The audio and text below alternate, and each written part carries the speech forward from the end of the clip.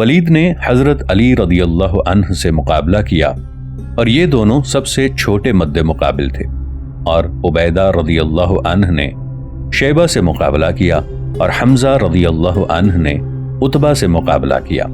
حضرت علی رضی اللہ عنہ نے اپنے مد مقابل کو فوراً قتل کر دیا، اور اسی طرح حمزہ رضی اللہ عنہ نے بھی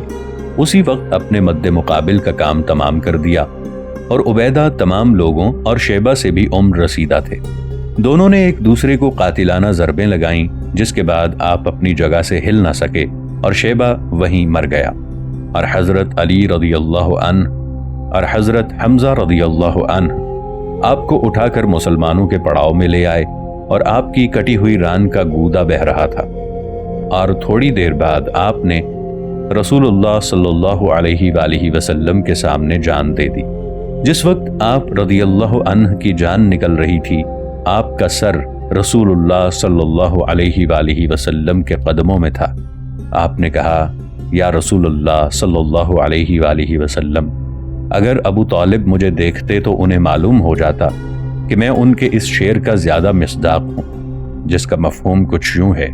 کہ ہم اسے چھوڑ دیتے ہیں یہاں تک کہ اس کی حفاظت میں ہم قتل کرتے ہیں اور اپنے بیوی بچوں کو بھول جاتے ہیں۔ اس مقابلے کا انجام مشرکین کے لیے برا آغاز تھا، کیونکہ وہ جنگ کے پہلے ہی مرحلے میں اپنے 3 بہترین شہ سواروں سے ہاتھ دھو بیٹھے تھے۔ ان تینوں شہ سواروں کی موت ایک دردناک ضرب کے قائم مقام تھی، اس لیے مشرکین نے مسلمانوں کی صفوں پر اندھا دھند تیر اندازی کرنے کے بعد بڑے غیظ و غضب سے ان پر یکدم حملہ کر دیا اور ان کی طرف بڑھنے لگے۔ اس طرح جنگ کی آگ پھیل گئی اور تلواریں خون میں یوں چمکنے لگیں جیسے اندھیرے میں ستارے گرتے ہیں۔ مسلمانوں نے اپنی جگہ پر کھڑے ہو کر مشرکین کے حملے کا سامنا کیا۔ انہیں رسول کریم صلی اللہ علیہ وآلہ وسلم نے حکم دیا تھا، یعنی جنگ شروع ہونے سے تھوڑی دیر پہلے، کہ اگر لوگ تمہارا گھیراؤ کر لیں تو انہیں تیروں سے ہٹا دو، اور جب تک اجازت نہ ملے حملہ نہ کرو۔ رسول اللہ صلی اللہ علیہ وآلہ وسلم کے اس حکیمانہ حربی منصوبے کا مسلمانوں کے موقف کو مضبوط کرنے اور ان کے دشمنوں کو کمزور کرنے پر بڑا اثر پڑا، اور وہ اس طرح کہ جب قریش کا حملہ اپنی شدت پر تھا، اس وقت مسلمانوں کا موقف دفاعی تھا،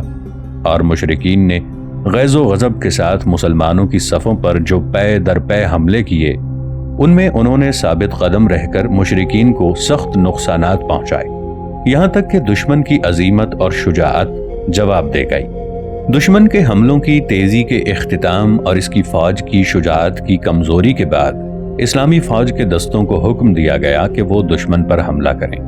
لہٰذا مسلمانوں کی صفیں ان مشرکین کی صفوں پر پل پڑی جنہوں نے پے در پے کئی ناکام حملے کیے تھے۔ لہٰذا مسلمانوں کی صفیں ان مشرکین کی صفوں پر پل پڑیں جنہوں نے پے در پے کئی ناکام حملے کیے تھے، اور وہ مسلمانوں کو اپنی جگہ سے ہٹانے میں کامیاب نہ ہوئے۔ اس کے بعد مسلمانوں نے تباہ کن مقابلانہ حملہ کیا اور جنگ کا دائرہ وسیع ہو گیا۔ جب میدان کارزار گرم ہو گیا اور شہسوار جنگ کی بھٹی میں حملہ کرنے اور بھاگنے لگے، اس وقت رسول کریم صلی اللہ علیہ وآلہ وسلم اپنی کمان کے ہیڈ کوارٹر میں اپنی فوج کی بسالت اور اپنے سالاروں کی شجاعت کو خوف و رجا کے جذبات سے دیکھ رہے تھے۔ بخاری نے روایت بیان کی ہے کہ آپ صلی اللہ علیہ وآلہ وسلم معرکے کی شدت کے وقت اپنی کمان کے ہیڈ کوارٹر میں اللہ کی طرف متوجہ ہو کر دعا کر رہے تھے، اے اللہ، میں تجھے تیرے عہد اور وعدے کا واسطہ دیتا ہوں۔ اے اللہ، کیا تو چاہتا ہے کہ آج کے بعد کبھی تیری عبادت نہ ہو؟ اس موقع پر حضرت ابو بکر رضی اللہ عنہ نے آپ کا ہاتھ پکڑ لیا۔ آپ اس وقت ہیڈ کوارٹر میں نبی کریم صلی اللہ علیہ وآلہ وسلم کے ساتھ تھے، اور کہا، یا رسول اللہ صلی اللہ علیہ وآلہ وسلم، آپ نے اللہ تعالیٰ کے حضور کافی الحاح کر لیا ہے۔ ابن اسحاق بیان کرتے ہیں کہ رسول کریم صلی اللہ علیہ وآلہ وسلم کو چھپر میں اونگ آ گئی۔ پھر آپ صلی اللہ علیہ وآلہ وسلم نے بیدار ہو کر فرمایا، ابو بکر خوش ہو جا، تیرے پاس اللہ کی مدد آ گئی ہے۔ یہ جبریل علیہ السلام ہیں جو اپنے گھوڑے کی لگام پکڑ کر اسے غبار کی گھاٹیوں پر چلا رہے ہیں، اور مسلمانوں کے مورال کی تقویت کے لیے فرشتوں نے بھی جنگ میں شرکت کی اور قرآن کریم نے اس آیت میں اس کی طرف اشارہ کیا ہے۔ بسم اللہ الرحمن الرحیم اذ تستغیثون ربکم فاستجاب لکم انی ممدکم بألف من الملائکة مردفین وما جعله الله إلا بشرى ولتطمئن به قلوبكم وما النصر إلا من عند الله إن الله عزيز حكيم۔ ترجمہ: یاد کرو جب تم اپنے رب سے فریاد کرتے تھے تو اس نے تمہاری فریاد قبول کی کہ میں 1000 لگاتار آنے والے فرشتوں کے ساتھ تمہاری مدد کرنے والا ہوں، اور اللہ نے اس کو خوشخبری کے لیے ہی بنایا اور اس کے لیے کہ تمہارے دل مطمئن ہو جائیں، اور مدد صرف اللہ ہی کی طرف سے ہوتی ہے۔ بے شک اللہ غالب حکمت والا ہے۔ سورۃ الانفال آیت 75۔ ناظرین، آگے بڑھنے سے پہلے کامنٹ سیکشن میں ہمیں اپنی آراء سے ضرور آگاہ کیجیے گا کہ آپ کو ہماری یہ سیریز کیسی لگ رہی ہے۔ میں ہوں طاہر عبید چودھری۔ آئندہ آنے والی اقساط سے باخبر رہنے کے لیے ہمارے چینل کو سبسکرائب کر لیں اور ساتھ موجود بیل آئیکن کو ضرور کلک کر لیں۔ شکریہ۔ معلوم ہوتا ہے کہ فرشتے جنگ میں شامل نہیں ہوئے، وہ صرف مسلمانوں کے دلوں کی تقویت اور ان کے مورال کو بلند کرنے کے لیے آئے تھے، اور یہ بات اللہ تعالیٰ کے اس قول سے مفہوم ہوتی ہے، یعنی وَمَا جَعَلَهُ اللَّهُ إِلَّا بُشْرَى وَلِتَطْمَئِنَّ بِهِ قُلُوبُكُمْ۔ سورۃ الانفال کی پچھلی آیت کے حوالے سے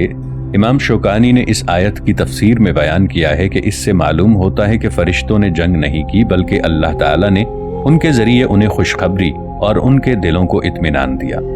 جب جنگ کے شعلے بھڑک اٹھے تو حضرت صلی اللہ علیہ وآلہ وسلم بھی بنفس نفیس معرکے میں شامل ہو گئے اور مشرکین کو خوفزدہ کرنے لگے، اور انہوں نے سالار نبی صلی اللہ علیہ وآلہ وسلم کو بنفس نفیس معرکے کی شدت میں حصہ لیتے دیکھا، اور آپ صلی اللہ علیہ وآلہ وسلم کے ساتھ آپ کی کمان کا محافظ دستہ اور عام اصحاب بھی اپنے دشمن کی طرف سیلاب کی طرح راستے کی ہر قوت کو تباہ کرتے ہوئے بڑھ رہے تھے، اور حضرت نبی کریم صلی اللہ علیہ وآلہ وسلم ان کے ہراول میں اپنی زرہ میں دوڑتے ہوئے کہہ رہے تھے سَيُهْزَمُ الْجَمْعُ وَيُوَلُّونَ الدُّبُرَ بَلِ السَّاعَةُ مَوْعِدُهُمْ وَالسَّاعَةُ أَدْهَى وَأَمَرُّ۔ ترجمہ: عنقریب سب بھگا دیے جائیں گے اور وہ پیٹ پھیر دیں گے، بلکہ ان کا وعدہ قیامت ہے، اور قیامت سب سے زیادہ سخت اور سب سے زیادہ کڑوی ہے۔ سخت اور زبردست جنگ کے بعد مشرکین کی غیر منظم صفوں میں اضطراب کی علامات نمایاں ہو گئیں، اور مسلمانوں کے سخت حملوں کے سامنے ان کی صفیں مٹی کی ان پرانی دیواروں کی طرح گرنے لگیں جن کی بنیادوں میں پانی داخل ہو جاتا ہے۔ اس طرح جنگ کا انجام قریب آ گیا اور قریش کے دلوں میں گھبراہٹ پیدا ہو گئی۔ پھر ان کی فوج بھاگنے لگی اور عام شکست ہو گئی، اور مسلمان مشرکین کی پشتوں پر سوار ہو کر انہیں قید اور قتل کرنے لگے، اور رسول کریم صلی اللہ علیہ وآلہ وسلم نے سرکشی کے محل کو تباہ ہوتے اور جاہلیت کی بڑائی کو شکست کی کیچڑ میں لوٹتے دیکھ کر پکارا، چہرے بدشکل ہو گئے۔ جب ابو جہل کی فوج کی صفیں درہم برہم ہونے لگیں تو اس نے مکی فوج پر نازل ہونے والی شکست کے سیلاب کے سامنے ڈٹ جانے کا ارادہ کیا، اور وہ عناد اور فخر و تکبر سے پکارنے لگا کہ انہیں اچھی طرح پکڑو، لات اور عزا کی قسم، جب تک ہم محمد صلی اللہ علیہ وآلہ وسلم اور آپ کے اصحاب کو پہاڑوں میں منتشر نہ کر دیں ہم واپس نہیں جائیں گے۔ مگر غرور اور اوچھے پن کی یہ آوازیں کہاں مفید ہو سکتی تھی۔ عام شکست ہونے لگی اور اس کا لرزہ برندام کر دینے والا وقوع متکبر ابو جہل کی آواز کے درمیان اور اس فوج کے افراد کے کانوں تک پہنچنے کے درمیان حائل ہو گیا، جسے تباہ کن شکست نے ادھر ادھر منتشر کر دیا تھا۔ عسکری نقطہ نگاہ سے کسی انصاف پسند کو اس سرکش کی منفرد شجاعت کے اعتراف کے بغیر چارہ نہیں۔ یہ ان دلیر سالاروں کی سطح کا آدمی ہے جو موت کی چمک دمک سے خائف نہیں ہوتے، اور ابو جہل نے بدر کے روز ثابت کر دیا کہ وہ عناد اور تکبر کی ناطق مثال ہے۔ اس کا نام عمر بن حشام بن مغیرہ بن عبداللہ بن عمرو بن مخزوم قرشی تھا اور کفر کا سرخیل اور حضرت صلی اللہ علیہ وآلہ وسلم کی عداوت کا علم بردار تھا۔ اس نے بدر کے روز اپنے آپ کو شرک کی فوج کا سالار عام بنایا ہوا تھا، لہٰذا اللہ تعالیٰ نے اس کو رسوا کر دیا۔ وہ اپنی فوج کی تباہ کن شکست کے باوجود بڑے تکبر اور اناد سے یہ کہتے ہوئے لڑ رہا تھا کہ سخت جنگ جو مجھ سے انتقام نہیں لے سکتی، میں 2 سال کا اونٹ ہوں اور 9 عمر ہوں، میری ماں نے مجھے اسی طرح جنم دیا تھا۔ اور اس کے جنگی بورڈ کے ارکان میں سے جو لوگ اس کے ساتھ ثابت قدم رہے ان میں اس کا بیٹا اکرمہ بھی تھا، اور انہوں نے اس کے ارد گرد اس کی حفاظت میں اپنی تلواروں کی باڑ لگا دی اور اپنے نیزوں کا ایک جنگل قائم کر دیا جن کے ذریعے وہ ہر اس آدمی کو روکتے جو اس تک پہنچنے کی کوشش کرتا۔ لیکن آندھی سخت تھی، فتح کی تیز ہواؤں نے تلواروں کی باڑ کو توڑ دیا اور ابو جہل کے ارد گرد نیزوں کے مزروع جنگل اکھڑ گئے۔ اکرمہ بھی اپنے باپ کی طرح رسول اللہ صلی اللہ علیہ وآلہ وسلم کا شدید ترین مخالف تھا اور معرکہ احد کے لیے مسلمانوں کے خلاف نمایاں کوشش کرنے والوں اور ترغیب دینے والوں میں تھا۔ فتح مکہ کے بعد رسول اللہ صلی اللہ علیہ وآلہ وسلم نے اس کے خون کو مباح کر دیا اور یہ یمن چلا گیا، مگر مکہ واپس آ گیا اور رسول کریم صلی اللہ علیہ وآلہ وسلم نے اسے معاف فرما دیا، پھر اسلام لایا اور ان کے بہادروں اور زبردست جانبازوں میں سے بن گیا۔ انہوں نے جزیرے کے جنوب میں مرتدین کے خلاف کئی دستوں کی قیادت کی اور حضرموت میں مرتدین کو شکست دی، معرکہ یرموک میں شامل ہوئے اور اس جانباز دستے کے سالار تھے جسے معرکے کے دوران اس وقت تیار کیا گیا جب مسلمانوں کی فوج پر رومی فوج کا دباؤ بڑھ گیا۔ قریب تھا کہ وہ مسلمانوں کی صفوں کو توڑ دے۔ اس وقت اکرمہ رضی اللہ عنہ نے پکارا، میں نے رسول کریم صلی اللہ علیہ وآلہ وسلم سے ہر معرکے میں جنگ کی ہے اور آج بھاگ جاؤں؟ خدا کی قسم ایسا نہیں ہو سکتا۔ پھر انہوں نے آواز دی، کون موت پر میری بیعت کرتا ہے؟ تو ان کے جھنڈے تلے 400 آدمی جمع ہو گئے جن میں سلیمان بن خالد بن ولید رضی اللہ عنہ بھی تھے۔ انہوں نے اس جانباز دستے کو رومی فوج کے گھمسان میں دے مارا اور اسے روک دیا۔ رومیوں نے اس دستے کو تباہ کر دیا جس میں خود اکرمہ رضی اللہ عنہ بھی شامل تھے، لیکن یہ تباہی فیصلہ کن فتح کی قیمت بن گئی جو اس دستے نے مسلمانوں کو فتح دلوانے کے لیے ادا کی، اور یہ واقعہ حضرت عمر رضی اللہ عنہ کی خلافت میں 15ویں سال کو ہوا۔ جنگ بدر میں مسلمانوں کی شجاعت اور جنگی قوت کے آگے یہ تمام نیزے منتشر ہو گئے اور شرک کا محافظ دستہ مسلمانوں کے سخت دباؤ سے آگے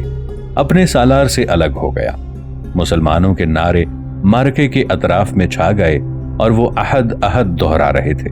اور اسلامی تلواریں شرک کے عظیم ستون پر ٹوٹ پڑیں، اور زبردست جنگ کے بعد ابو جہل اپنے خون میں لت پت ہو کر قتل ہو گیا۔ معاذ بن عمرو بن الجموح انصاری رضی اللہ عنہ نے ابو جہل کو قتل کیا۔ انہوں نے اسے اس وقت پہچانا جب وہ نیزوں کے اس جنگل کے درمیان کھڑا تھا جو اس کے جنگی بورڈ کے ارکان نے اس کے ارد گرد قائم کیا ہوا تھا۔ بس یہ اس کی طاق میں رہے، اور جب اس کے ارد گرد قائم کیے ہوئے نیزوں کے حلقے میں فراخی ہوئی تو انہیں موقع مل گیا اور یہ باز کی طرح اس پر ٹوٹ پڑے اور اسے ایسی تلوار ماری جس سے اس کی نصف ٹانگ کٹ گئی اور وہ خون میں لت پت ہو کر قتل ہو کر گر پڑا۔ مگر اس کے بیٹے اکرمہ نے جو اس کے پہلو میں کھڑا تھا ابن الجموح پر حملہ کر دیا اور ان کے ایسی تلوار ماری جس سے ان کا بازو کندھے سے الگ ہو گیا۔ اس کے باوجود وہ دلیر انسان ایک ہی ہاتھ سے لڑتے رہے اور عثمان بن عفان رضی اللہ عنہ کے زمانے تک زندہ رہے۔ دوسری طرف ابو جہل کو اس کی قوم چھوڑ کر بھاگ گئی اور اسے میدان میں پچھڑا ہوا چھوڑ گئی، اور اس کے پاس سے معاذ بن عفرا کا گزر ہوا تو انہوں نے اسے نیزہ مارا اور اسے مرتا ہوا چھوڑ دیا، اور مشرکین شکست کھا کر صنادید اور شہسواران مکہ سے الگ ہو گئے، اور صحرا کی وسطوں نے ان کا استقبال کیا گویا وہ شکاری کے بھگائے ہوئے ہرن ہیں۔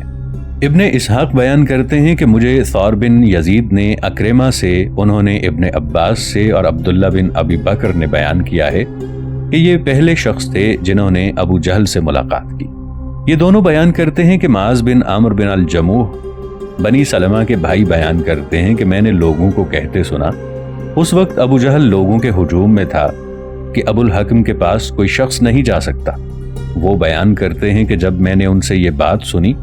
تو میں نے اس کے پاس جانے کا پختہ ارادہ کر لیا، اور جب اس نے مجھے طاقت دی تو میں نے اس پر حملہ کر دیا اور اس کی نصف پنڈلی اڑا دی۔ خدا کی قسم، جب وہ اڑی تو میں نے اسے کھجور کی گٹھلی سے تشبیہ دی جو ایسے اڑی جیسے چٹوں میں چوٹ لگانے پر اڑتی ہے۔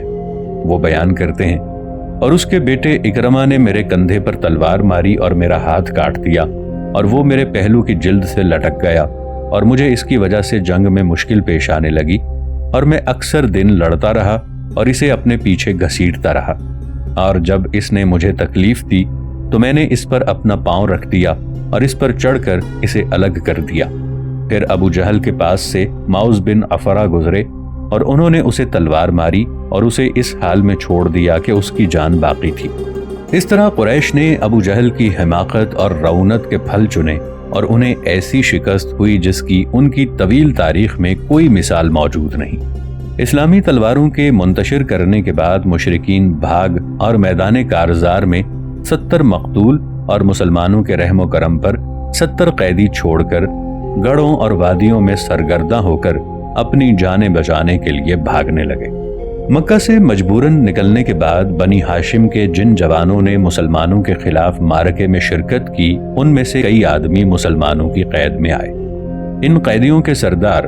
حضرت صلی اللہ علیہ وآلہ وسلم کے چچا عباس بن عبد المطلب تھے۔ جنگ چھڑنے سے قبل حضرت نبی کریم صلی اللہ علیہ وآلہ وسلم نے حکم دیا تھا کہ آپ کی فوج بنی ہاشم کے ان آدمیوں میں سے جو قریش کے ساتھ آئے ہیں کسی کو قتل نہ کرے۔ آپ صلی اللہ علیہ وآلہ وسلم نے اس حکم میں فرمایا، مجھے بنی ہاشم وغیرہ کے آدمیوں کے متعلق معلوم ہے کہ انہیں مجبور کر کے لایا گیا ہے، انہیں ہمارے ساتھ جنگ کی کوئی ضرورت نہیں، بس تم میں سے جو شخص بنی ہاشم کے کسی آدمی سے ملے تو اسے قتل نہ کرے، اور جو شخص ابو البختری بن حشام سے ملے تو وہ اسے قتل نہ کرے۔ ابو حذیفہ بن عتبہ بن ربیعہ مسلمانوں کی فوج میں موجود تھے۔ انہوں نے امر نبوی کو سن کر کہا، کیا ہم اپنے آبا، بھائیوں اور خاندان کو قتل کریں اور عباس کو چھوڑ دیں؟ خدا کی قسم، اگر میں اسے ملا تو اسے تلوار کی باڑ پر رکھ لوں گا۔ اور عتبہ بن ربیعہ ابو حذیفہ کا باپ تھا اور اس کا چچا شیبہ تھا، اور اس کا عم زاد ولید مبارزت میں قتل ہونے والے مشرکین میں سے پہلا شخص تھا۔ ابو حذیفہ کا نام حیشم ہے اور بعض کے نزدیک ہاشم بن عتبہ بن ربیعہ بن عبد شمس بن عبد مناف ہے۔ آپ رضی اللہ عنہ سابقون الاولون میں سے ہیں۔ آپ نے 2 ہجرتیں کی، طویل قد اور خوبرو تھے۔ آپ رضی اللہ عنہ نے بدر کے روز اپنے باپ عتبہ کو دعوت مبارزت دی مگر وہ رک گیا۔ آپ یمامہ میں مرتدین کے ساتھ جنگ میں شریک ہوئے۔ جب حضرت صلی اللہ علیہ وآلہ وسلم کو ابو حذیفہ کی بات کی اطلاع ملی تو اس وقت حضرت عمر بن خطاب رضی اللہ عنہ آپ کے پاس موجود تھے۔ حضرت عمر بن خطاب بن نفیل قرشی عام الفیل کے 13 سال بعد پیدا ہوئے، تعریف سے بے نیاز ہیں، دوسرے خلیفہ راشد اور لوگوں کے تعارف سے زیادہ مشہور ہیں۔ ابو بکر رضی اللہ عنہ کے بعد خلیفہ ہوئے اور ہجرت کے 13ویں سال آپ کی بیعت ہوئی۔ آپ کی سیرت بہت اچھی ہے اور عدل، پاکیزگی اور تقوی کا اعلیٰ نمونہ ہے۔ ذو الحجہ 23 ہجری میں شہید ہوئے۔ آپ کو مغیرہ بن شعبہ کے غلام بدبخت ابو لؤلؤ فیروز ایرانی نے لوگوں کو نماز پڑھاتے ہوئے تکبیر کہنے کے بعد تلوار ماری۔ ابو لؤلؤ مسجد میں 13 آدمیوں کو تلوار مارنے کے بعد، جن میں 6 آدمی شہید ہو گئے، خود قتل ہو گیا۔ جب حضرت عمر فاروق رضی اللہ عنہ کو نبی کریم صلی اللہ علیہ وآلہ وسلم نے حضرت عمر رضی اللہ عنہ سے فرمایا، اے ابو حفص، کیا وہ رسول اللہ کے چچا کے چہرے پر مارے گا؟ حضرت عمر رضی اللہ عنہ نے کہا، یا رسول اللہ، مجھے اس کی گردن مارنے دیجئے، خدا کی قسم یہ منافق ہو گیا ہے۔ لیکن حضرت نبی کریم صلی اللہ علیہ وآلہ وسلم نے ابو حذیفہ کو کسی قسم کی ایذا رسانی کی اجازت نہ دی، اور ابو حذیفہ بھی اپنی جلد بازی پر شرمندہ ہوئے۔ وہ ہمیشہ کہا کرتے تھے، میں نے اس روز جو بات کہی اس سے میں مامون نہیں اور میں ہمیشہ اس سے خائف رہا ہوں، مگر میری شہادت اس کا کفارہ دے گی۔ بس آپ जंग यमामा के रोज शहीद हुए।